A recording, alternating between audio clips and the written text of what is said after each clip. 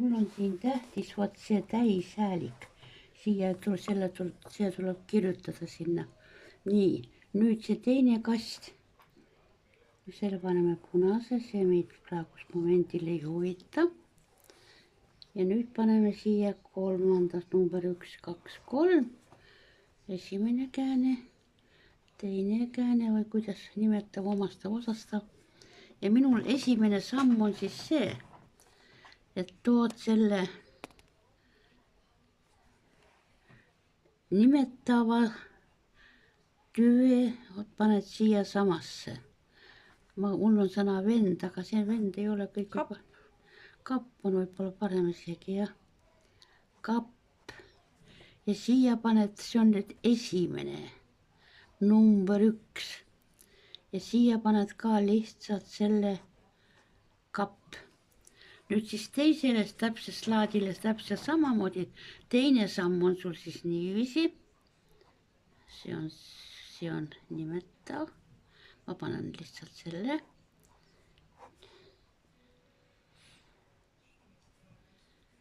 Siin on ka kapp. Ja nüüd teine samm on sul siis selliselt, et sa võtad siit mitmusest see täishääliku, tood siia ja siin on sul kapid. Mul ei mahu ära kirjutada kapi sisse. Ma tegin valmis, aga ma ei leia üles. Tee peab olema siin. Kapi. Tähtis on sul see i. Ja vaat selle i tood siia, paned siia. Ja siia peab kirjutama kapid, jah. See on nüüd number 2. Teine slaid. Ja ongi sul valmis see, eks ole. Aga mitmuse? See on nüüd ainsus.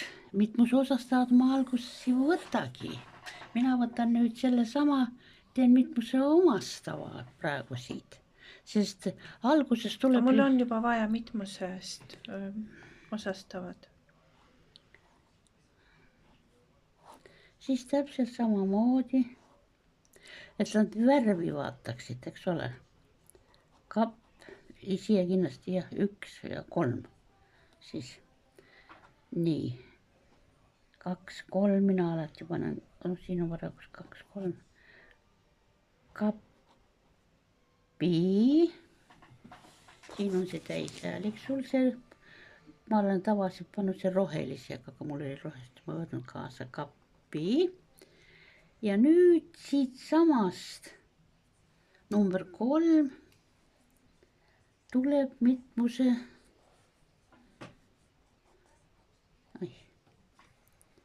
Number 3 ma tahtsin kirjutada. 3, pean täna nii segamini. Nii, siin oli mul punane kast. Aga siis ütlega ta ainult nende samadega, eks ole ju. Kapid. Kapi.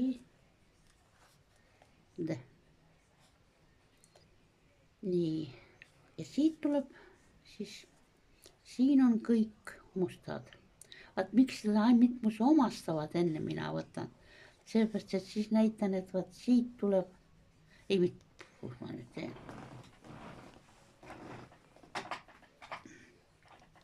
Et siin on ka see kapp, i ja siin on tee lõpus. See võib olla, aga sa ei pea seda tegema, sa võid teise, kui sa tahad mitmuse osastavad, siis... Mul on tahaks kõike ühes tekstis. Siis see tuleb, siin on, vaata nüüd, mis värvi on. Mis sõna siin on, kappi. Vaata need värvide kaste. Mina võtangi alguses. Ja nüüd on siin, vaat nüüd on rohelis, vaata, seal peaks roheline olema.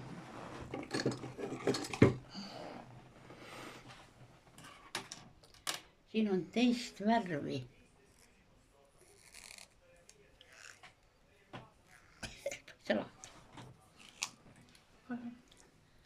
Teist värvi täishäälik.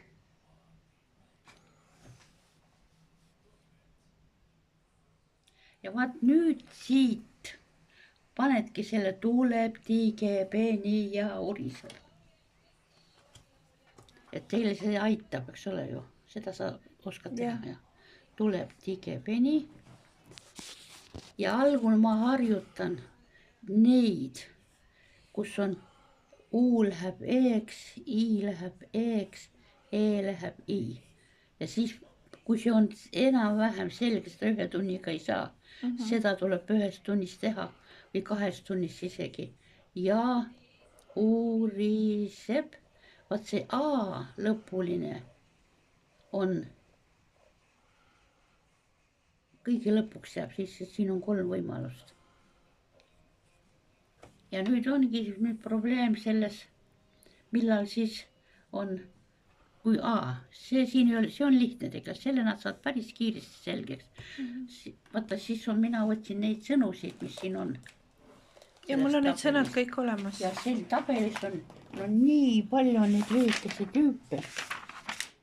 Vaat siin on need värvilised nimisõnad ja omadussõnad on vähem.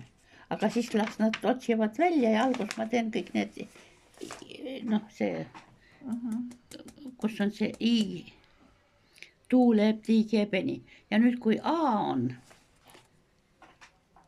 A lõpulised, siis ise pärast seda sa teed need A lõpuline. Siin on 3 varianti. A lõpulised. A lõpulised.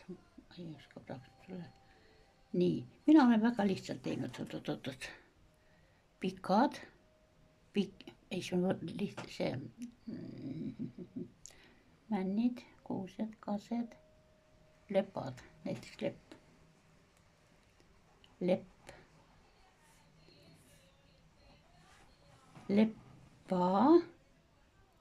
Vaata siin, kui on E, siis tuleb I.